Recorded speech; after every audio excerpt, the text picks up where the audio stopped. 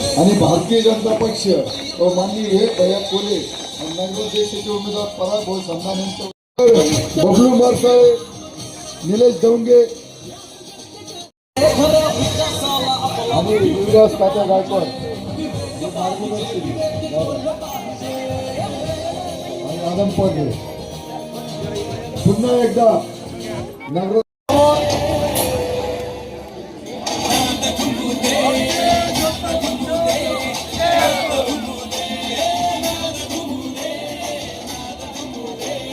महोदय भेटले, सभा दिली त्यांनी. इतका विवेक भयांचं नाव जिल्ह्यात नाही तर महाराष्ट्रात झालेले.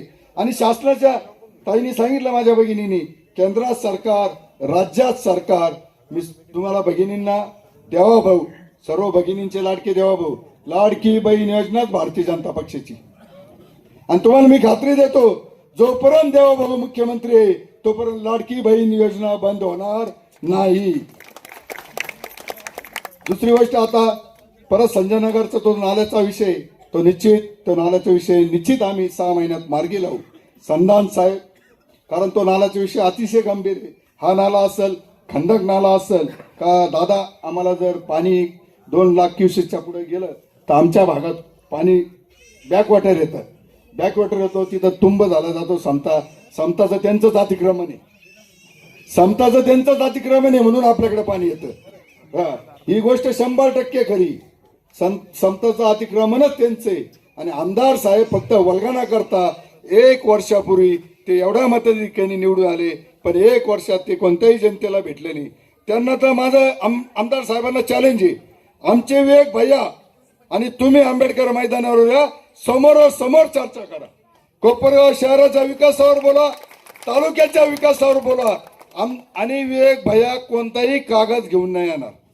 इतके विवेक भाईबरोबर मी 5-7 वर्ष जेव्हा विवेक भाईबरोबर आलो ना, प्रचंड अभ्यास आहे, वयाच्या मानेने प्रचंड बुद्धी. त्या वयात आम्ही बी होतो. इतका हुशार व्यक्तिमत्व. आणि एकदा आम्हाला संधी द्या. मागच्या वेळेस काय आलं, तुमचा आमच्यावर विश्वास आहे म्हणूनच हा विश्वासनामा आहे. आमचे 20 नगरसेवक निवडून आले होते, पण वरचं शीट गेलं होतं. त्यावेळेस मी कळकळीची विनंती करतो, संधान साहेब आपल्या वार्डातले रस्त्यावर घरी जपे हॉस्पिटल समोर कधी बी जा, कुत्र नाही त्यांच्या घरी, तिकडे 2 कुत्रे, तिथं कुत्रे नाही. संधान बी रस्त्यावरच मनुष्य, रस्त्यावरच राहतो जपे हॉस्पिटल समोर. संधान साहेब वॉर्डातले, आपल्यावर जबाबदारी जास्ती. नगराध्यक्षाला लीड आपल्या प्रभागातून द्यायचा आहे. नगराध्यक्ष 30 वर्षानंतर आपल्या भागात येणार आहे.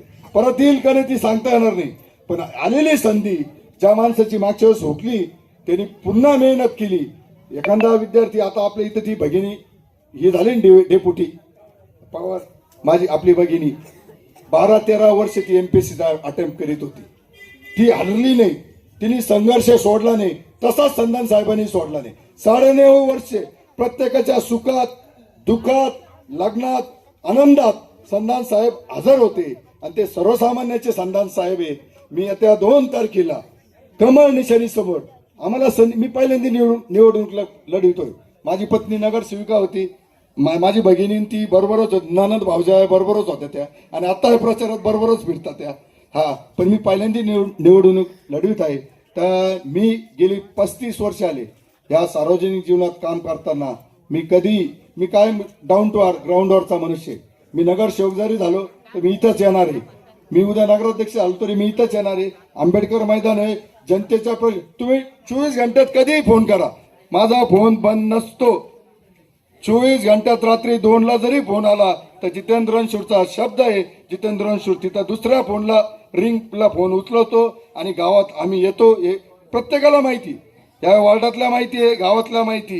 पण विनंती करतो का येत्या 2 तारखेला कमळ निशाणी समोर विजयाताई देवकर, मी स्वतः जितेंद्र चंद्रकांत रणशूर आणि आमचे नगराध्यक्षाचे उमेदवार सर्वसामान्याचे साहेब परागजी संधान साहेब यांच्या समोरील निशाणी समोर, कमळ निशाणी समोर बटन दाबून प्रचंड मताधिक्याने विजय करा.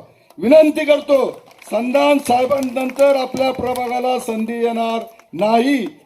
परत 5 वर्षे संधान साहेबांकडे विनंती करतो कळकळीची. 5 वर्ष संधान साहेब नगराध्यक्ष राहणार आहे.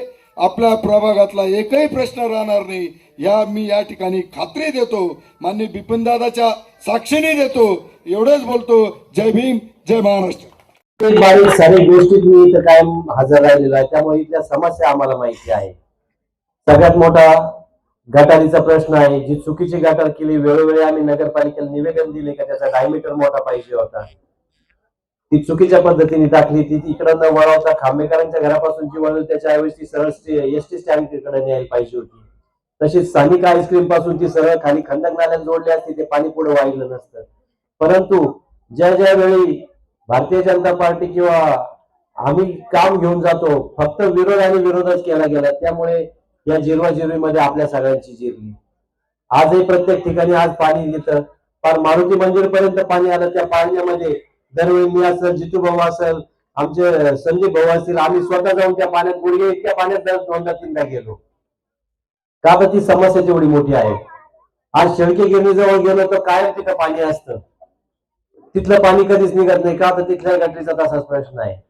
स्ट्रीट लाईट नाही, घंटा गाड्या येत नाही. घंटा गाड्या येत नसेल तिथं एक पर्याय आहे, ज्या ठिकाणी घंटा गाड्या जाऊ शकत नाही त्या ठिकाणी हातगाडीने जाऊन तो कचरा गोळा करून तो बाहेर आणायला पाहिजे.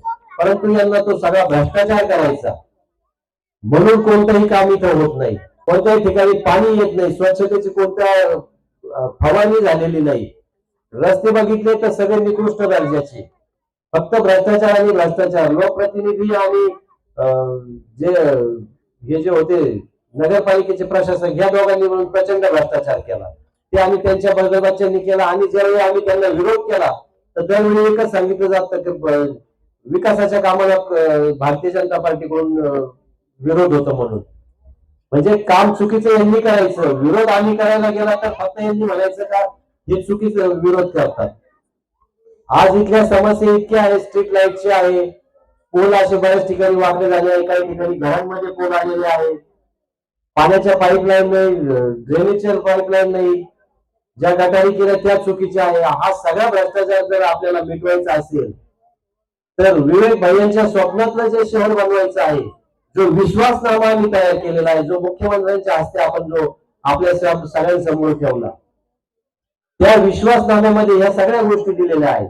कारण हा विश्वासनामा काय आम्ही 4 जणांनी बंद खोलीमध्ये बसून नाही बनवलेला. आपल्या सगळ्या लोकांकडून आम्ही त्या कोणत्या कोणत्या समस्या सोडवायच्या याचं आपण एक सर्वे केला, ते आपल्याकडून सजेशन्स मागवले आणि मग त्याच्यातून तो विश्वासनामा तयार केला. ही जी सत्ता आहे, ही सत्ता आम्हाला सत्ता उभवण्यासाठी नाही, आपली सेवा करण्यासाठी पाहिजे. आणि ही सेवा देण्यासाठी मी व माझे 30 नगरसेवक, तसेच या प्रभागातले आमचे मित्र जितू भाऊ रणशूर असतील, आमच्या वहिनी विजयाताई देवकर असतील, हे सगळे कटिबद्ध आहोत. आणि आज आपल्याला सगळ्यांसमोर आणि आगामी व्यासपीठासमोर मी एक शब्द देतो की ज्या दिवशी आम्ही भ्रष्टाचार आणि चुकीचं काम करू तर आम्ही आमचे राजीनामे पार्लमेंट बोर्डाकडे दिलेला आहे की ज्यांनी आम्हाला तिकीट दिली. ज्या दिवशी चुकीचं काम होईल त्या दिवशी त्यांनी ते मंजूर करायचे आहे. कारण आम्हाला भ्रष्टाचार करायचं नाही, त्यामुळे आम्हाला राजीनामे द्यायला भीती वाटत नाही. आज ही एक युवकांची फौज भैयांनी दिलेली आहे. आज जर शहरात ठरवलं आपल्याला कुठं फिरायला जायचं तर जागा नाही. रस्ते बघितले, इंदिरापथचं इतक्या वेळा काम झालं, दर 2 वर्षांनी दादा काम होतं, पण दर 3 महिन्यांनी तो फुटतो. जे लिकेजेस आहे वर्षानुवर्ष, तो सीबी गंगवाच्या घरासमोर असेल, जपे हॉस्पिटल समोर असेल, गणपती वरद विनायक मंदिरासमोर असेल, दर 2 महिने तिथं खड्डा खणलं जातं आणि त्याचं काम केलं जातं. कधी लिकेज निघत नाही, फक्त बिलं काढले जातात. आरोग्याचा प्रश्न तसा, ज्यावेळी आम्ही ओरडतो ती फक्त पांढरी पावडर मारली जाते, ते गव्हाचं पीठ मारता का पावडर मारते हे समजत नाही, कारण त्याला वासच येत नाही कधी, कारण त्याच्यातही मोठ्या प्रमाणात भ्रष्टाचार आहे. पाणी फिल्टर होत नाही. आज पाणी फिल्टर करण्यासाठी दररोज 1 लाख रुपये नगरपालिका खर्च करते. आपल्या जे आपण कर भरतो त्याच्यातून दर महिन्याला आपण प्रत्येक जण रोज एक 20 ते 40 रुपयाचे कॅन घेतो. म्हणजे कॅन घ्यायचा, त्याचाही खर्च करायचा, परत दरवर्षी पाणी द्या नका देऊ, पट्टी भरायची, घरपट्टी भरायची, स्वच्छ पाणी द्यायचं नाही, पट्टी भरायची. नाही पट्टी भरली तर त्याच्यावर शास्ती राहते. शास्ती म्हणजे तो दंड महिन्याला 2% हे सावकारी व्याज आहे. 24% व्याज कुठे नसतं, पण याला 2% व्याज आहे. गेल्या 6 वर्षापूर्वी यांनी ह्या आमदारांनी एक घाट घातला होता का आपली घरपट्टी डबल करू का, आता पैसे जास्त येतील आणि मग यांना जास्त खायला मिळतील. पण मी आणि आमचे सगळे सहकारी 8 दिवस शिवाजी महाराज पुतळ्याजवळ उपोषणाला बसलो आणि आमदार कोणेताईंच्या माध्यमातून मुख्यमंत्र्यांकडून आमदार ताईंनी ती पट्टी माफ केली आणि पूर्ववत केली, म्हणून आज आपल्याला पूर्वीप्रमाणे पट्टी येते. नाही तर ही पट्टी डबल झाली असती. आम्ही जनतेची कामं करतो, कारण आदरणीय शंकररावजी कोल्हे साहेबांची कोल्हे कुटुंबाची आमच्यावर शिकवण आहे की 80% समाजकारण करा आणि 20% राजकारण करा. त्यामुळे पूर असेल, रोगराई असेल, कोविड असेल, या प्रत्येक गोष्टीत आम्ही हजर होतो. 24 तास 365 दिवस फील्डवर काम करणारे आहोत. कधी तुम्ही फोन करा, मी असो, जितू भाऊ असतील, संदीप भाऊ असतील, कोणाला फोन करा, अर्ध्या रात्री आम्ही हजर असतो. मग ते पाणी येवो, काही दुःखद घटना असो किंवा कोणाचा आनंदाचा क्षण असो. हे कधी आले आजपर्यंत? कधी दिसले का? इथे येऊन आता भाषण करून गेले, यांना चौकाचे नाव तरी माहिती का? आता दादांनी सांगितले तसे 25 वर्षानंतर यायचं आणि यांनी आम्हाला अक्कल शिकवायची. यांना समस्या माहित नाही आणि हे गेल्यानंतर नगरपालिकेचं कामकाज यांच्या बँकेतून चाललं, नगरपालिकेतून चाललं नाही, तुम्हाला मध्ये सुद्धा येऊ देणार नाही. पण आमचं काम हे नगरपालिकेत चालेल, 24 तास चालेल. तुम्ही कधी हात दाखवा, आम्ही रस्त्यावर थांबून तिथं तुमची कामे करू. आम्हाला छोटी छोटीच कामे करायची आहे. आम्हाला भ्रष्टाचार करायचा नाही. भ्रष्टाचार मुक्त आणि एक चांगलं प्रशासन आम्हाला आपल्याला द्यायचं आहे. 2016ला जी चूक केली ती यावेळी आपण करू नये, कारण आम्ही जो विश्वासनामा दिला आहे, या सगळ्या जर आपल्या जे कामं जे प्रलंबित आहे, रस्त्याचे असतील, स्वच्छतेचे असतील, घंटागाडीचे असतील, जे पाण्याचे असतील, स्ट्रीट लाईटचे असतील, तर हे सत्यात उतरवण्यासाठी आपले महाराष्ट्राचे मुख्यमंत्री यांनी परवा दिवशी शब्द दिला तर तुम्ही हे 31 जण निवडून द्या, मी तुम्हाला भरघोस निधी देतो आणि हे सगळे कामं आपण सत्यात उतरवू. पण त्यांच्या शब्दाला जर आपण जागणार असाल तर येत्या 2 तारखेला आपलं पवित्र आशीर्वाद रूपी मत मी पराग शिवाजीराव संधान, तसेच जितेंद्र रणशूर व विजयाताई देवकर यांच्या समोरील कमळ या बटनासमोर चिन्हासमोरील बटन दाबून आपण जास्तीत जास्त मतांनी आम्हाला निवडून द्यायचं आहे. हे करत असताना फक्त आपल्याला आपल्या प्रभागात किंवा आपल्या गल्लीपुरतं मर्यादित राहायचं नाही, तर शहरामध्ये जिथे जिथे आपले मित्र कंपनी, पाहुणे रावळे कोण जे करणं असतील त्यांना ते समजून सांगायचं आहे का आपलं पवित्र मत ह्यावेळी वाया घालवायचं नाही आणि पॅनल टू पॅनल चालवायचं आहे. कारण खाली किती बहुमत आलं आणि वर जर सीट नाही आलं तर त्याचा उपयोग नाही, आणि वरचं सीट आलं खाली नाही आलं तर ठराव करण्यासाठी सुद्धा त्याची गरज असते. म्हणून या दोन्ही गोष्टींची सांगड घालून आम्हाला 30 जण खाली नगरसेवक आणि एक नगराध्यक्ष हा आपल्याला निवडून द्यायचा आहे. आणि मला दादा आपल्याला सांगायला आनंद वाटेल का हा प्रभाग कायमच कोल्हे कुटुंबाच्या मागे आहे. ज्या ज्या वेळी इथे काय काय अडचणी आल्या तर कोल्हे कुटुंब आपल्या मार्फत आम्ही कोल्हे कुटुंबाच्या मार्फत आम्ही या समस्या सोडवलेल्या आहेत. म्हणून आजही मला विश्वास आहे येथे 2 तारखेच्या ज्या मतदानाच्या दिवशी त्याच्या आधी आपल्याला किती प्रकारचे प्रलोभन मिळाले, कारण आता 2 दिवसासाठी ते वेगवेगळे प्रयोग करतील. पण आपल्याला आपल्या भविष्याचा जर विचार करायचा असेल, आपले जर कामं जर करून घ्यायचे असतील हक्कानी, जे आम्ही 24 तास 365 दिवस आपल्यासाठी हजर असतो, त्याकरिता आम्हाला निवडून देणं हे आपलं कर्तव्य आहे. आणि आपलं कर्तव्य संपल्यानंतर आपले जे गरजा आहेत त्या पूर्ण करायच्या हे आमचं कर्तव्य आहे का? आता आम्हाला आपली सेवा करायची आहे. आम्हाला निवडून हे सत्तेसाठी नाही, आपली सेवा करण्यासाठी द्यायचं आहे. म्हणून मी आपल्याला परत एकदा कळकळीची विनंती करतो की आपण आपलं बहुमत जे मत आहे, आशीर्वाद रूपी मत, ते 2 तारखेला कमळ या बटनासमोर दाबून आपल्याला प्रत्येकाला 3 मतं द्यायची आहे, 2 नगरसेवकाला आणि 1 नगराध्यक्षाला. तर ही 3 मतं देऊन आम्हाला जास्तीत जास्त मतांनी निवडून द्याल व आता जो दादांनी जो शब्द दिला तो दादांचा शब्द खरा करू की जे काम चालू करू ते झोपडपट्टीतून करू आणि त्याचा शुभारंभ या आमच्या वार्डातून सुरू होईल ही आपल्या सगळ्यांना ग्वाही देतो. आणि माझे खूप सुरेख असे भाषणे केले. सौभाग्यवती विजयाताईंनी सुद्धा खूप चांगलं भाषण केलं. इंजिनियर आहे त्या आणि त्यांच्या कल्पना त्यांनी मांडल्या, मागचं काय काम केलं त्यांचं त्यांनी सांगितलं. दुसरे उमेदवार जितू भाऊनी सुद्धा खूप चांगल्या पद्धतीने विश्लेषण केलं. आणि सांगितलं की ह्या प्रभागातून त्यांच्याबरोबर नगराध्यक्ष सुद्धा तुम्हाला निवडून द्यायचे. आज इथं आल्यानंतर इथं लोक काय येत नाही म्हणजे बाकीचे. मी गेल्या 45 वर्षापासून येतो इथं. बाकीच्या लोकांना हे माहिती नाही. इथलं समाज मंदिर कधी त्यांना कल्पना आहे की इथं समाज मंदिर आहे म्हणून. इथले प्रश्न कधी माहिती त्यांनी पाहिलेले आहेत का? ज्या वेळेस पाणी आलं असेल त्यावेळेस मी या सगळ्या परिसरामध्ये मी स्वतः फिरलेलो आहे. सगळ्या गल्ल्या पार त्या ठिकाणी ते फिरून घेतलेले आहे मी तिथं. आणि गायकवाड सगळे गायकवाड असतील, लोटे असतील, अरविंद असेल, सगळी मंडळी माझ्या बरोबर त्यावेळेस तिथं सगळं पाहायला त्या ठिकाणी. मग आमचे दीपकराव असतील, आमचे पगारे असतील, सगळे. कारण की या भागाचं एक विशेष प्रेम कोले कुटुंबाचं गेल्या 60 वर्षापासून. कारण की सगळ्यात पहिल्यांदा कोले साहेबांनी टिळकनगर बसवलं. त्यानंतर संजय नगर आणि सुभाष नगर बसवलं. त्यानंतर निम्मी खडकी बसवली. अशा पद्धतीने त्यांनी सातत्याने एक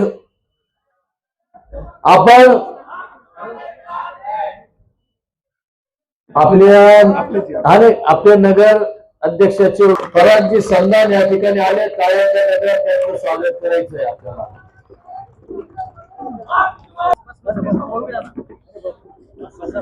मगाशी जितू भाऊ म्हटले या भागातल्या गटरींचा प्रश्न आहे. या भागातील लाईटच्या वरच्या वायरिंगचा प्रश्न आहे. या भागातील पिण्याच्या पाण्याचा प्रश्न आहे. हे प्रश्न त्याचबरोबर सातत्याने जी टांगती तलवार असते की अतिक्रमण केलेल्या जागांचं नावावरती करण्याचा प्रश्न आहे. या विश्वासनाम्यामध्ये त्या ठिकाणी लिहिलेलं आहे की काय काय करायचं आहे. आणि त्या 2 दिवसापूर्वी महाराष्ट्र राज्याचे मुख्यमंत्री या ठिकाणी आलेत. त्यांनी सांगितलं की विश्वासनाम्याच्या मध्ये जे काही लिहिलेलं आहे त्याची पूर्तता करण्याची जबाबदारी आमची आहे. तुम्हाला कल्पना नाही, एक चूक झाली तर काय होतं. इथं बऱ्याच जणांना कल्पना नसेल की मी पूर्वी 125 कोटी रुपये या लोकांच्या घरकुलांच्या साठी त्या ठिकाणी आणलेली होती, जे एनसीडीसी कडून त्यावेळेस मंजूर करून घेतले होते. आणि 4 मजली घरं व्हायचे होते आणि जवळजवळ 450 ते 550 स्क्वेअर फुटाचं एक घर प्रत्येकाला त्या ठिकाणी मिळणार होतं. पण त्यावेळेस नगरपालिकेमध्ये आपले नगराध्यक्ष आले नाही म्हणून पहिला हप्ता आला 25 कोटीचा. आता तुम्हाला आठवू राहिलं, मला सगळं आठवतं. 25 कोटीचा हप्ता आला आणि 25 कोटीचा हप्ता हे पैसे 125 कोटी रुपये दादानी कोले साहेबांनी मंजूर करून आणलेत. म्हणून यांना श्रेय जाऊ नये. या गोरगरिबांना यांच्याबद्दल आस्था वाटेल, यांच्याबद्दल प्रेम वाटेल म्हणून त्या कालखंडामध्ये त्यांनी त्या 25 कोटीचं त्या कर्जाचं व्याज भरलं आणि त्याच्या पैसे परत पाठवले. हा इतिहास नगरपालिकेचा आहे, तुम्ही लक्षात घ्या. अशा पद्धतीने जर कधी आपण कोणाला एक छोटीशी चूक आपल्याकडून झाली तर काय होतं, इथं आपण जे आज गप्पा गोष्टी करताय गटार मोठी करायची, इथं नगराध्यक्ष मधून जर कधी पराग संधान आले मोठी नाही तर बंदिस्त गटार या ठिकाणी मंजूर होणार आहे. आमचं पहिलं उद्दिष्ट राहणार आहे. काका कोयटे हा व्यापाऱ्यांचा पुढारी आहे, काका कोयटे हा मोठ्या लोकांचा पुढारी आहे. आमचा पक्ष हा समोर बसलेल्या गोरगरिबांचा पक्ष आहे. यास आमच्या उमेदवाराला निवडून द्या. मी तुम्हाला सांगतो की पहिले जे कामं होतील सुरू होतील ते कोपराव शहरातल्या झोपडपट्टीमध्येच पहिल्यांदा सगळा खर्च त्या ठिकाणी होणार आहे. अरे किती वर्ष माणसांनी, गोरगरीब माणसांनी तुमच्याकडे, तुमच्या बँके पतसंस्थेकडे पाहून तिकडं त्याचे फक्त कर्जाचा डोंगर वाढवायचा. हा, तुम्ही अतिक्रमण करून तिथं बँक बांधली, तिथं नाला छोटा केला म्हणून पाणी इकडे येतं. तिथं कशा पद्धतीने चंद्र बाजार भरायचा कोणी उठवला. इथं मला कल्पना आहे की त्यांना सांगा ते नुसतं आज कुठेतरी नाव वाचून ठेवले मग त्यांनी घेतलं कोणतरी वाड्या. अरे जॉन्सन पाटोळीची कोणती गल्ली इकडे सांगता येईल का? गल्ल्या सुद्धा सांगता आलं पाहिजे, नाव तर कोणी पाठ करून येईल. इथं काय आहे, इथं कुठे समाज मंदिर बांधलेलं, मारुती मंदिर कुठे आहे, हा कोणत्या ठिकाणी दर्गा आहे हे सांगता आलं पाहिजे. त्या दर्ग्यामध्ये सुद्धा 9 वर्ष बसून आमचे लोक तिथे ते काय प्रसाद ते काय घ्यायचे होते, बसायला जागा नाही. तरी इकडे मारुती मंदिर असेल, इकडे सगळ्या ठिकाणी असेल. एकच सांगतो, हे लोक वरबडणारे लोक, आम्ही वरबडणारे लोक नाही. ही जी आमच्या बरोबर लोक आहेत, दीपक गायकवाडने सांगितलं, ज्या वेळेस कोपराव शहरामध्ये वामन दादा करण्यात आले, पहिल्यांदा वामन दादा करण्यात आले, मला बोलवलं वामन दादानी. लिंबोनी वन हे शेतकरी संघाचे मी जिथं चेअरमन होतो त्याच्या तिथं त्याच्या अंडर येतं. अरविंदला माहितीये, त्यांनी सांगितलं वामन दादा म्हणे इथं आम्हाला ते बुद्ध विहाराची जागा. म्हटलं दादा तुमचं काय म्हणणं आहे? खड्डा होता 20 फुटाचा. म्हटलं काय काळजी करू नका दादा, तुमचा शब्द मी खाली पडू देणार नाही. तिथं कारखान्याचे 2 बुलडोझर 2 महिने, 4 दिवस नाही 2 महिने नंतरच 4 दिवस फक्त लेवलला, वरच्या लेवलला तो जो शेजारचा खड्डा आहे तो शेतकरी संघाच्या जागेतला खड्डा करून ती माती मी तिथं टाकलेली आहे. कारण की त्याच्यानंतर तिथं येऊन ते बाहेरचे भिकारीवर राहायचे. बरोबर आहे का नाही? मग त्याला बाजूला काय आणलं तिथून सगळ्या त्या लोकांना. म्हणजे अशा पद्धतीने काम करणार आम्ही मंडळी. पहा तिथं कधी पूर आला असेल, पाणी आलं असेल, कोण आलं? अरे आतापर्यंत ज्या ज्या वेळेस डाळ झाले असतील, मलेरिया झाले असतील, काही झालं असेल, कोण धावून आलं? वेळ बयाने 500 बेडचं हॉस्पिटल काढलं, 50 ICUचं बेडचं हॉस्पिटल काढलं तिथं, आणि त्यामध्ये सगळा खर्च त्या ठिकाणी केला. आज आपण पाहतो समोरच्या माणसाचं, कधी त्यांची एखादी फायर फायटर इथं कधी आली 50 वर्षामध्ये, कधी एखादा दवाखान्यासाठी कधी काही आलं, कधी मदत आली इथं? दवाखान्याच्यासाठी अँब्युलन्स, फायर फायटर, तो फिरता दवाखाना, औषध फवारणी, ज्या ज्या वेळेस संकट येतात त्या त्यावेळेस संजीवनी उद्योग समूह या ठिकाणी जाऊन येतो. कोपराव शहरातले गोर गरीब लोकांचे जे व्यवसाय चालतात हे सगळे संजीवनी उद्योग समूहाच्या वरती. त्या सगळे वैकुंठ रथ पण आपण फुकट त्या ठिकाणी देतो. 3 अँब्युलन्स फुकट त्या ठिकाणी आहे. एक भैया ते इतकोच आहे त्याच्या मार्फत लाखो रुपयाची मदत त्या ठिकाणी पेशंटला ऑपरेशनला करायला त्या ठिकाणी देतात.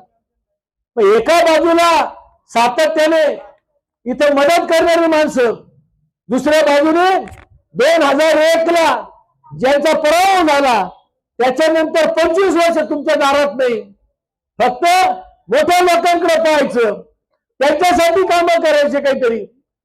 आणि हे गोरगरीब साठी कोण हे करणार? अरे इथं आज हे काकडे सभापती आपल्या सभेचे अध्यक्ष भागीनाथ काकडे होता. भागीनाथ काकडेला ज्या वेळेस तिथं अडचण आली त्याला विहीर खंदायची होती, मीच फोन लावला त्या ठिकाणी, बाबा भागीनाथ काय विहीर प्रकरण करून द्या म्हणून. तो तिकडचा त्याचा म्हणून कार्यक्षेत्रामध्ये त्याचं गाव येतं तिथं. म्हणून माहिती आहे की शूर फाट्यापासून वरती जावं लागतं त्याला. हा कोणाला माहितीये? आणि नुसतं आई इथलं म्हणून सांगतात, ओरिजिनल कुठलंय मी सांगू शकतो, दुसरं मला माहिती आई कुठलंय म्हणून. खरं आहे की नाही? अरे फार जे ही माणसं कोण कुठला आहे, काय समस्या आहे, या प्रत्येक गल्लीतले प्रश्न हे आम्हाला माहिती आहे. एवढ्यात माझं येणं कमी झालं हे मी मान्य करतो. का बरं कमी झालं? अरे एक स्टेन पडली तर मनुष्य फक्त या इथल्या 13 बंगल्याच्या रस्त्यापर्यंत जातो. 2 स्टेन पडल्या त्या फार मारुती मंदिरापर्यंत इथं समाज मंदिरापर्यंत येतो. 3 स्टेन असल्या तर घरातून असं करतो. मला 9 स्टेन आहेत, माझ्या छातीमध्ये 9 स्टेन आहेत, 9 स्टेन, तरी मी तुमच्याकडे येतो. का बरं? या लोकांनी जे केलेले काम आहेत आणि कोल्हे साहेबांची जी शिकवणूक आहे ती शांत बसू देत नाही. की गोरगरिबांच्या लोकांच्या साठी काम करायला कोणी सांगावं. इथे एवढे कार्यकर्ते आहेत. मी 45 वर्ष झाले राजकारण करतो. 45 वर्षात 5 जणांकडे सुद्धा कधी जेवायला किंवा कशाला गेलेलो नाही. घरून जेवण करून येतो, घरी जेवायला जातो, पण लोकांच्या त्या ठिकाणी समस्या सोडवण्यासाठी 24 तास, रात्री 1 ला किंवा 2 ला जरी फोन लावला तर मी फोन उचलतो कोणाचाही. काय सांगतो, कोणाला आजारी असेल, अँब्युलन्स असेल, कोणाच्या इकडे काही प्रश्न निर्माण झाले असतील. आता ग्रामीण भागातले फोन येतात, दादा आमच्याकडे बिबट्या आला. मी म्हणतो बरं बरं त्याचा बंदोबस्त मीच करतो. पहिले लई बिबटे वाढलेले सध्या, या सगळ्यांचा बंदोबस्त आपल्याला करायचा. या सगळ्या बिबट्यांचा बंदोबस्त आपल्याला करावा लागेल, मग कोणताही असो. आपल्याला तुम्हाला आम्ही कोणाच्या हिमतीवरती बोलतो? समोर बसलेल्या गोर गरीब जनतेच्या हिमतीवरती आम्ही बोलत असतो. तुम्ही जे या लोकांवर, हे लोक तुमच्यासाठी जे काम करतात ते जेव्हा आम्हाला सांगतात आम्ही तुमच्यासाठी अहोरात्र काम करतो, कधीतरी 5 वर्ष दूर आम्ही येतो, एवढं यांना मत द्या म्हणून सांगायला येतो. इतर आमचं काही कामही नसतं. आणि तुमचं काय सांगितलं ते समोरच्या उमेदवारांनी, नगराध्यक्षाच्या, मी फक्त मोठे मोठे काम करायला येणारे. अरे यांचे काय मोठे काम आहेत, यांचे छोटे छोटे काम, गटर तुंबली, पाणी आले नाही, नाला तुंबला, बाकीचं काय असं? इथं काय यांची समस्या आहे? हे काय यांच्याकडे काय कुठे यांना मार बांधायचे काय? पुढे शॉपला त्यांचं काही तिकडं कोट्यवधीचं कर्ज लागतं का यायला काही? इथे या लोकांच्या समस्या छोट्या आहेत, इथे यांना डास झाले. आणि आज आपण पाहतोय इथं सगळ्यात जवळ संजीवनी उद्योग समूह आहे. काही झालं तर संजीवनी उद्योग समूहाचे लोक धावून येतात, प्रश्न सोडवण्यासाठी येतात. आणि आपल्याला सक्षम पिढी त्या ठिकाणी करायची. हे मी का बरं सांगतो? आपल्या कॉलेजमधून अनेक मुले या ठिकाणी शिकून मोठे उच्च शिक्षित झालेले, सगळ्या समाजाचे. म्हणजे मी आता तुमचे आपल्या गावातले तर खूप जण आहेत, ग्रामीण भागातले सुद्धा सांगतो. आमच्या वडील समाजाचे कापसेताई आहे तासनळीच्या, त्यांचा मुलगा इंजिनियर झाला, बरोबर आहे का? चांगल्या पदावरती त्या ठिकाणी लागला. आमचा बाळू आईरे म्हणून मागासवर्गीय समाजाचा दामुरीचा, त्याचा मुलगा इथं आपल्याच कॉलेजला शिकला. ते वारला बिचार बाळू आईरे, माझा फार भक्त होता माझा तो. हा? हा. तर तो त्याचा मुलगा अमेरिकेत आहे. 3-3 कोटीचे 2 फ्लॅट नवी मुंबईमध्ये त्यांनी घेतलेले. म्हणजे आमचा माझा ड्रायव्हर आहे गजानन, त्याच्या दोन्ही मुली शिकल्या. एकीला 4 लाख रुपये महिन्याला पगार, दुसरीला 2 लाख रुपये पगार आहे. आमचा गेस्ट हाऊसचा शिपाई होता, गोरखोन, रिटायर झाला, करकर समाजाचा आहे. त्याच्या मुलाला इतरच कॉलेजमधून शिकला, त्याला 6 लाख रुपये महिन्याला पगार आहे. असे कितीतरी उदाहरण देऊ शकतात.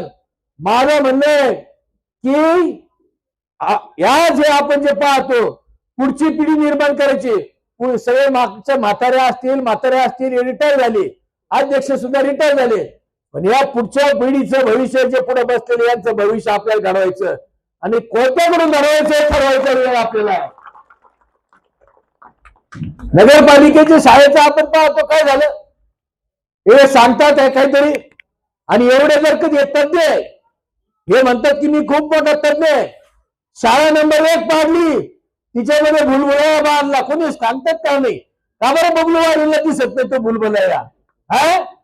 काय केलं? 1 नंबरची शाळा पाडली का? तिथे 4 मजली 5 मजली शॉपिंग कॉम्प्लेक्स नाही बांधता आलं. आमचं म्हणणं आहे या ठिकाणी आता आमच्याकडे द्या. गोरगरिबासाठी आतापर्यंत त्यांनी सांगितलं की जे आतापर्यंत तुम्हाला हात वरती करून सांगा, कधी कोले साहेब असताना आठवीकडे उठले का?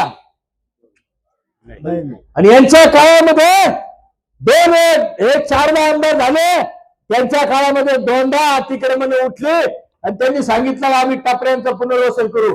काय झालं? एका तरी टपरीचं पुनर्वसन झालं का? आमचा हा पॅनल संपूर्ण निवडून द्या. या मी बिपिन दादा म्हणून जबाबदारी घेतो. इस्पाती झालेल्या सगळ्या टपऱ्या आपण त्यांना पुनर्वसन त्यांचं करू. अरे तुमच्याकडे काही प्लॅन नाही. या छोट्या माणसांनी ज्याला पैसे भरता येत नाही, गोरगरिबाला धंदा करायला काही नाही, मग त्याला काय करायचं त्यांनी? आमच्या वडील समाजाच्या त्या ठिकाणी सुद्धा अनेक त्या सोसायटी असतात त्यांच्या छोट्या. मी सभापती असताना सगळ्या सोसायट्यांना कामं द्यायचो. एखाद्या सुद्धा मी असं मोठ्या माणसाला कधीच काम नाही केलं नाही. गोरगरीब माणसाला कामं मिळायला पाहिजे. दीपक गायकवाडची सोसायटी होती, आमच्या गायकवाडची सोसायटी, सगळ्यांच्या सोसायटी, रोडच्या सोसायटी होत्या, सगळ्यांना कामं द्यायचो. मोठ्या माणसाला कधी काम नाही दिलं. आज कोणत्या यादी पहा, त्यांच्या पीएचा बंगला किती मोठा झालाय आणि त्यानेच त्याच्या सगळ्या पीएचा त्याच्या लोकांचे त्या ठिकाणी आपले ठेकेदार झालेले आहेत. मग गरीब माणसाने करायचं काय? कोणाच्या दारामध्ये जायचं? हे जर कधी आमचं संपूर्ण पॅनल आलं तर मी सगळ्या आमच्या नगराध्यक्ष उमेदवारापासून तर सगळ्या 30च्या 30 नगरसेवकांना सांगेल, आपल्याला पहिला अजेंडा करायचा आहे. जो झोपडपट्टी वासियांचे जे गाळे तुम्ही कराल त्यातले 50% गाळे हे झोपडपट्टी वासियांच्यासाठी राष्ट्र झाले पाहिजे. काय म्हणून त्यांच्याकडून तुम्ही 10 लाख घ्यायचे, 25 लाख घ्यायचे? गरज नाही त्याच्यासाठी. तर कधी आपण म्हणतो की आम्हाला गोरगरीब माणसाची जर कधी आम्हाला त्याला न्याय द्यायचा असेल तर त्याच्यासाठी हा नियम आपल्याला त्या ठिकाणी लागू करावा लागेल आणि त्याच्यासाठी नगराध्यक्ष आम्हाला पाहिजे. त्याच्यासाठी हे भयाच्या मार्गदर्शनाखाली काम करणारे नगरसेवक त्या ठिकाणी लागतील. नुसतंच त्यांनी यायचं, भुलथापा काहीतरी कोणतरी यायचं सांगायचं, त्यांनी सांगायचं मी असं करेल, मी दुबई करेल. अरे आम्हाला दुबई नको बाबा, आम्हाला संडाई नको, आम्हाला कोपरावर होते. त्या कोपरावरच्या सर्वसामान्य दीन दलित आदिवासी मागासवर्गीय अल्पसंख्याक माणसांचं त्या ठिकाणी जीवनमान सुधारायचं त्या ठिकाणी. आणि जे संकल्प मी घेतलेला 40 वर्षापासून सगळे गोरगरीब विद्यार्थ्यांचे जरी मी पाहिलं तर त्यावेळेस मी सांगितलं होतं की सगळ्यात जर मुलांच्यासाठी उर्दू शाळा मी त्या ठिकाणी सुरू केल्या होत्या महाराष्ट्रामध्ये पहिल्यांदा. नाही 8-10 गावांना केल्या होत्या. म्हणजे आज आपल्याला ठरवायचं आहे. आज तुम्ही इथं नुसतं आले, कोणी बाकीचे लोक येतात भाषण करून जातात. मी अनेक वर्षापासून येतो, पण जे सांगितलं ते मी तिथं तुमच्यासाठी कामं केलेले आहे. मी आल्या पाहिलं अजून हे लाईटचं काही म्हणतं इथं इकडे तिकडे अजून बऱ्याच ठिकाणी असे चौक आहेत की जिथं एवढे जाळे झालेले आहेत. कारण या माणसांनी काय असंच या शॉपच्या भीतीने जगायचं का? या माणसांना काही इथं का बरं नगरपालिकेला नगराध्यक्षाला इथं स्ट्रीट लाईट लावता येत नाही का? जर कधी पुढची सुरुवात करायची असेल आमच्या स्ट्रीट लाईटची तर संपूर्ण सुरुवात झोपडपट्टीतली स्ट्रीट लाईट पूर्ण झाल्याशिवाय आम्ही दुसरीला कामच करणार नाही. का बरं बाकीच्या ठिकाणी बाकीच्या लोकांचे असतील, मोठे पैसे लोकांना असतील, त्यांच्याकडून आम्ही त्या ठिकाणी स्ट्रीट लाईट करू शकतो. पण या झोपडपट्टीच्या माणसाला जो गरजवंत आहे, ज्याच्या खिशाला काही परवडत नाही, आणि अरे मग तुम्ही पट्टी सगळ्यांना सारखी ठेवता. इथं 10,000 लिटरची टाकी तो भरतो, इथे ह्याला 200 लिटर सुद्धा साठवायला पाणी टाकी नसतं, त्याला बिल तुम्ही सारखं घेता. हा कुठला अन्याय आहे तुमचा? का बरं तुमच्या डोळ्यावरती काय भात बांधून ठेवलेला होता, पट्टी बांधून ठेवलेली होती का? या सगळ्या गोरगरीब लोकांना हा अन्याय दूर करायचा असेल, ही क्रांती मी समजतो. हे इलेक्शन ही क्रांती आहे. 2025 इलेक्शन ही क्रांती आहे. आणि हे क्रांती जर कधी करायची असेल, या महाराष्ट्रातले गोरगरिबांच्या साठी जर कधी वेगळी दिशा घेऊन चालायचं असेल, तर आपला हा जो भारतीय जनता पक्ष, मित्र पक्षांचा RPI यांचा जो संपूर्ण पॅनल आहे त्याला भरघोस मताने निवडून द्या, एवढीच कळकळीची विनंती करून माझ्या शब्दाला विराम देतो. जय हिंद.